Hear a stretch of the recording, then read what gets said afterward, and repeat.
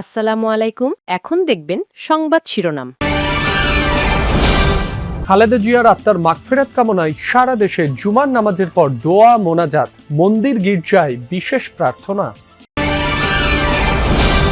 রংপুর ২ আসনে এবার বিএনপি, জামায়াত ও জাতীয় পার্টির মধ্যে ত্রিমুখী লড়াইয়ের আভাস। মনোনয়নপত্র যাচাই বাছাই শেষে টিকে গেছেন ৫ প্রার্থী। সারা দেশে তীব্র শীতে স্থবির জনজীবন, ঘন কুয়াশায় কয়েক জেলায় সড়ক দুর্ঘটনা, ভোলায় জাহাজের ধাক্কায় ডুবেছে লবণ বোঝাই ট্রলার। জামালপুরে ৩ যুগ ধরে মাদারদহ নদীকে বিল দেখিয়ে মাছ চাষের জন্য ইজারা, বালু তোলায় মূল উদ্দেশ্য অভিযোগ স্থানীয়দের। এতক্ষণ দেখছিলেন সংবাদ শিরোনাম, এখন দেখবেন বিস্তারিত। সাবেক প্রধানমন্ত্রী এবং বিএনপি চেয়ারপারসন বেগম খালেদা জিয়ার রুহের মাগফিরাত কামনায় আজ জুমার নামাজের পর দেশের সব মসজিদে বিশেষ দোয়া করা হয়। জাতীয় মসজিদ বাইতুল মোকাররমে দোয়া মোনাজাত পরিচালনা করেন খতিব। এছাড়া খালেদা জিয়ার আত্মার শান্তি কামনায় বিশেষ প্রার্থনা হয়েছে ঢাকেশ্বরী জাতীয় মন্দির সহ দেশের প্রধান গির্জা ও প্যাগোডায়। সাবেক প্রধানমন্ত্রী এবং বিএনপি চেয়ারপারসন বেগম খালেদা জিয়ার রুহের মাগফিরাত কামনায় দেশব্যাপী বিশেষ দোয়া ও মোনাজাতের আয়োজন করা হয়। বাইতুল মোকাররমেও ছিল আয়োজন, যা পরিচালনা করেন জাতীয় মসজিদটির খতিব।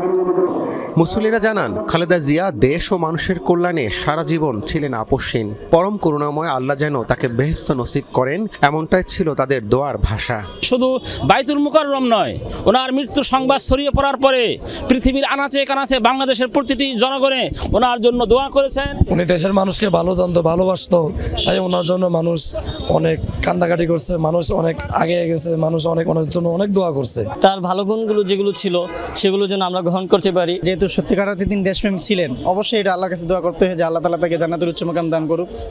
সকালে ঢাকেশ্বরী জাতীয় মন্দিরেও ছিল বিশেষ প্রার্থনার আয়োজন। ৩ বারের সাবেক প্রধানমন্ত্রীর বিদেহী আত্মার শান্তি কামনা করা হয়। এ সময় খালেদা জিয়ার দীর্ঘ রাজনৈতিক সংগ্রামের কথা তুলে ধরেন বক্তারা।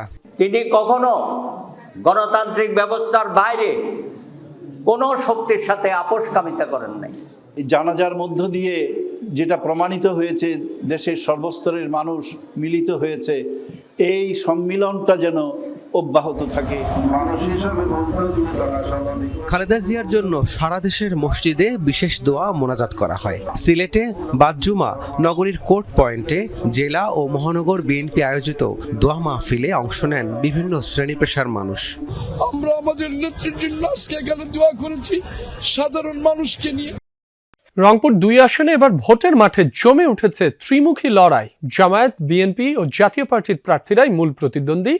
৩ প্রতিদ্বন্দ্বীর ২ জন সাবেক এমপি হলেও জামায়াতের প্রার্থীর নেই সেই রেকর্ড। এই আসনে মনোনয়নপত্র যাচাই বাছাই শেষে টিকে গেছেন ৫ প্রার্থী। রংপুর ২ সংসদীয় আসন বদরগঞ্জ ও তারাগঞ্জ উপজেলা নিয়ে গঠিত। ভোটার সংখ্যা ৩,৮০,৯৮১ জন। বিগত নির্বাচনে এই আসনে বিএনপি ১ বার, জাতীয় পার্টি ৪ বার এবং আওয়ামী লীগ জয় পায় ৭ বার। বিএনপির প্রার্থী মোহাম্মদ আলী সরকার ২০০১ সালে জাতীয় পার্টি থেকে এমপি হয়েছিলেন। অন্যায়ের প্রতিকার মোহাম্মদ আলী সরকার, এই স্লোগানে ভোটের মাঠে সরব তিনি। আলোচনায় আছেন জামায়াতের এটিএম আজহারুল ইসলাম। আন্তর্জাতিক অপরাধ ট্রাইব্যুনালে ফাঁসির দণ্ডপ্রাপ্ত হয়ে কারাবন্দী ছিলেন তিনি। রাজনৈতিক পট পরিবর্তনের পর কারামুক্ত হয়ে চষে বেড়াচ্ছেন মাঠ। সহানুভূতির ভোট পাওয়ার আশা তার। শীতের তীব্র দাপটে পর্যুদুস্ত সারা দেশ। ঘন কুয়াশা আর হাড় কাঁপানো ঠান্ডায় সর্বত্র বেড়েছে জনদুর্ভোগ। কষ্ট বেড়েছে নিম্ন আয়ের মানুষের। আবহাওয়া অধিদপ্তর জানায়, জানুয়ারির ৫ তারিখ পর্যন্ত দেশের বিভিন্ন স্থানে ঘন কুয়াশা ও শৈত্যপ্রবাহ অব্যাহত থাকবে। পৌষের মধ্যভাগে সারা দেশে শীতের দাপট, কনকনে ঠান্ডায় স্থবির জনজীবন। শুক্রবার দেশের সর্বনিম্ন তাপমাত্রা রেকর্ড হয়েছে যশোরে ৮ ডিগ্রি সেলসিয়াস। ভোর থেকে ছিল ঘন কুয়াশা। ঠান্ডা যে এত প্রচুর ঠান্ডার জন্য বাড়ির তো বাইরে মন যাইতেছে না। যে পরিমাণ ঠান্ডা, তাতে আমরা রাস্তাঘাটে বেরোতে পারছি না। শীত লাগে, ঘুমাতে পারি না, মানে শরীর কাঁপে, অনেক কষ্ট হয়। ঘন কুয়াশার প্রকোপে পথে পথে হেডলাইট জ্বালিয়ে যানবাহন চলতে দেখা যায়। বেলা গড়ালে অনেক জায়গায় সূর্যের দেখা মিললেও নেই উত্তাপ। 6 জেলায় সড়ক দুর্ঘটনায় প্রাণ গেছে 8 জনের, আহত হয়েছেন বেশ কয়েকজন। সকালে গাইবান্ধার পলাশবাড়িতে কাজী লাইন পরিবহনের একটি বাস নিয়ন্ত্রণ হারিয়ে সিমেন্ট বোঝাই ট্রাকের পেছনে ধাক্কা দেয়। এতে ঘটনাস্থলেই মারা যান বাসের হেলপার ও এক যাত্রী। আহত 10 জনকে উদ্ধার করে নেওয়া হয় হাসপাতালে। মানিকগঞ্জে সিংগাইর হেমায়েতপুর আঞ্চলিক সড়কের গোড়াদিয়া এলাকায় মাইক্রোবাস ও মোটরসাইকেলের মুখোমুখি সংঘর্ষে নিহত হয়েছেন 2 শিক্ষার্থী। পুলিশ জানায়, আশুলিয়া থেকে মোটরসাইকেলে 12 থেকে 15 জনের দল খেজুরের রস পান করতে সিংগাইর যায়। ফেরার পথে ঘটে এই দুর্ঘটনা। এছাড়া শরীয়তপুর, পটুয়াখালী, নাটোর ও ময়মনসিংহের সড়ক দুর্ঘটনায় প্রাণ গেছে আরও 4 জনের।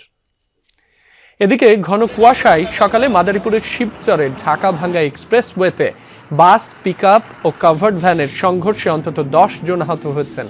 পুলিশ জানায়, খুলনা থেকে ঢাকামুখী টুঙ্গিপাড়া এক্সপ্রেসের একটি বাস বন্দরখোলা এলাকায় পৌঁছালে সামনে থাকা একটি ওষুধবাহী কাভার্ড ভ্যানকে ধাক্কা দেয়।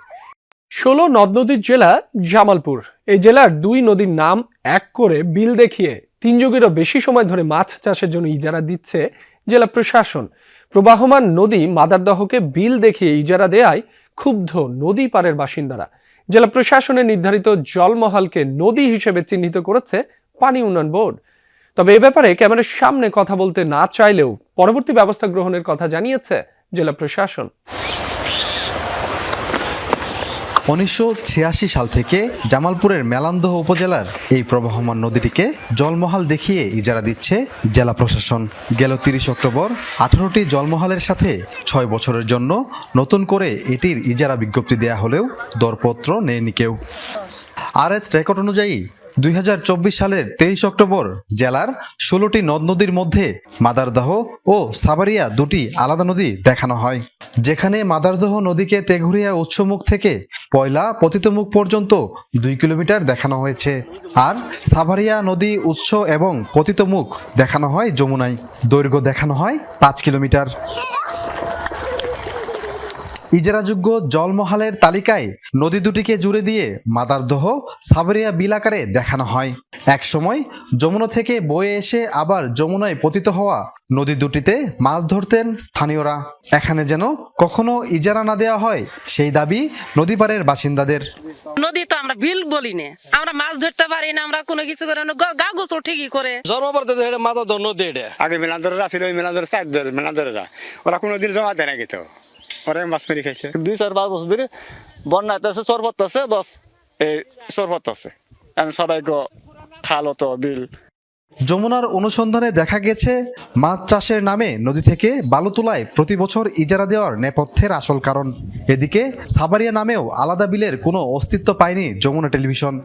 একখানি বালু পড়ছে, ওটা যার দহর